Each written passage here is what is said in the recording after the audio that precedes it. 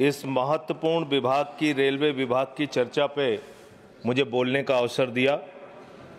मान्यवर, भारतीय रेलवे के बारे में ये कहा जाता है कि जितनी ऑस्ट्रेलिया देश की आबादी है उतने लोगों को भारत की रेल प्रतिदिन एक स्थान से दूसरे स्थान पे पहुंचाने का काम करती है। इतना बड़ा क्षेत्र है मान्यवर, रेलवे का क्षेत्र। हमारे साथियों ने भी कहा कि इसके लिए पहले अलग से बजट आता था, सबको इंतजार होता था, नई ट्रेनों की घोषणाएं होती थी, क्या क्या रेल के अंदर बदलाव किया जाता था, मंत्री जी बताते थे कितने कर्मचारी रखे जाएंगे, इसकी घोषणाएं होती थी, पूरे देश को इस बात का इंतजार होता था। लेकिन अब आप आम बजट के साथ रेलवे का बजट लेके आते हैं, हालत क्या बना दी। बातें तो बड़ी बड़ी होती है, Vande Bharat train, bullet train, प्रधानमंत्री जी ने कहा था बुलेट ट्रेन चलेगी मुंबई से अहमदाबाद तक। बुलेट ट्रेन चला रहे हैं ये लोग। बुलेट ट्रेन तो छोड़िए, जानवरों की तरह इंसान को रेलवे के अंदर ले जाया जा रहा है एक जगह से दूसरी जगह तक।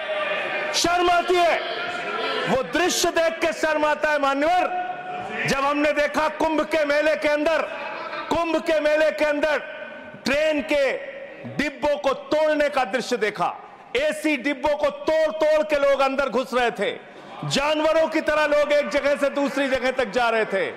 आम इंसान की जिंदगी में सिर्फ मरना लिखा हुआ है।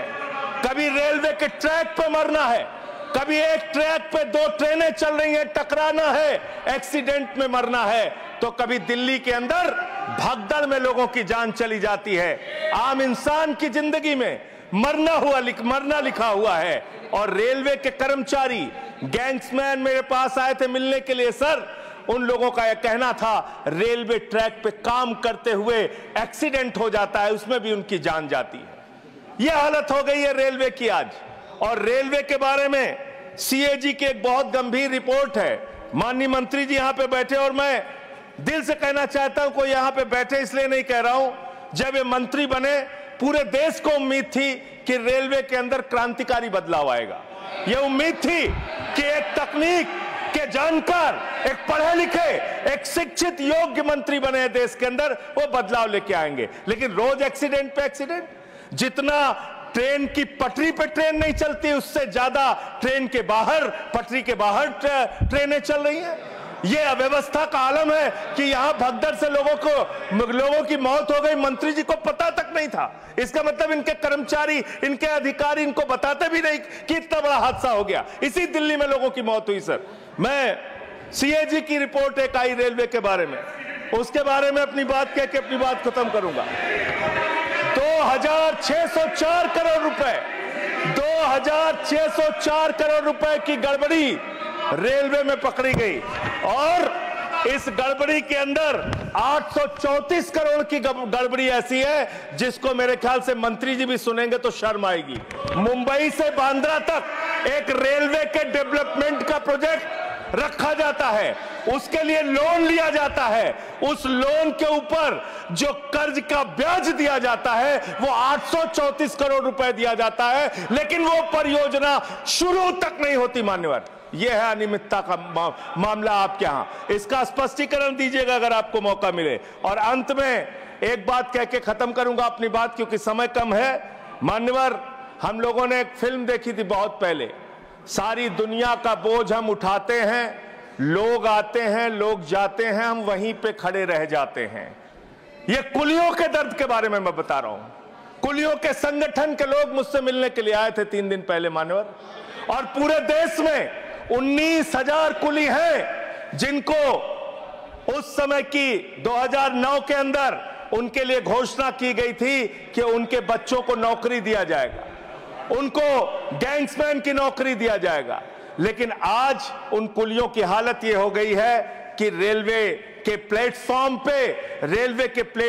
पे ई रिक्शा चलते हैं, रेलवे के प्लेटफॉर्म पे वाहन चलते हैं जिसमें सामान ढोने के लिए यात्रियों को एक प्लेटफॉर्म से दूसरे प्लेटफॉर्म पे पहुंचाने के लिए वहां पे वाहन मौजूद हैं। जाहिर सी बात है पैसेंजर उसका इस्तेमाल करेंगे।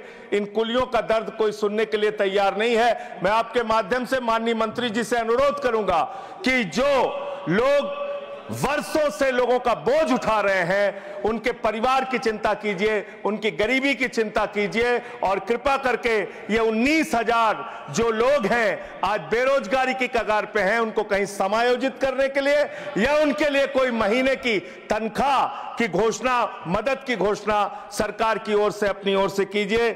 और अंत में यही बात कह के अपनी बात को समाप्त करूंगा कि आज पूरे देश को इंतजार है इस बात का कि कब ये दुर्घटनाएं रुकेंगी। पूरे देश को इंतजार है इस बात का कि 3 लाख भर्तियां जो आपने रोक रखी हैं, जिसके कारण आज संवेदनशील जगहों पे एम्प्लॉय नहीं है, कर्मचारी नहीं है, दुर्घटनाएं हो रही हैं, वो कब रुकेंगी।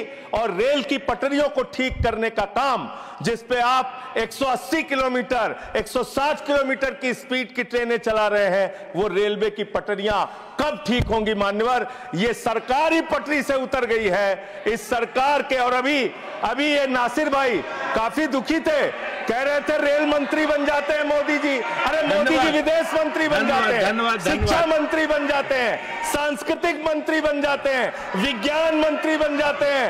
मोदी जी के अंदर बहुत कला है, खेल मंत्री बन जाते हैं। सारा मंत्रालय अकेले मोदी जी चला रहे हैं, इसलिए इस पे नाराज नहीं होना चाहिए। धन्यवाद।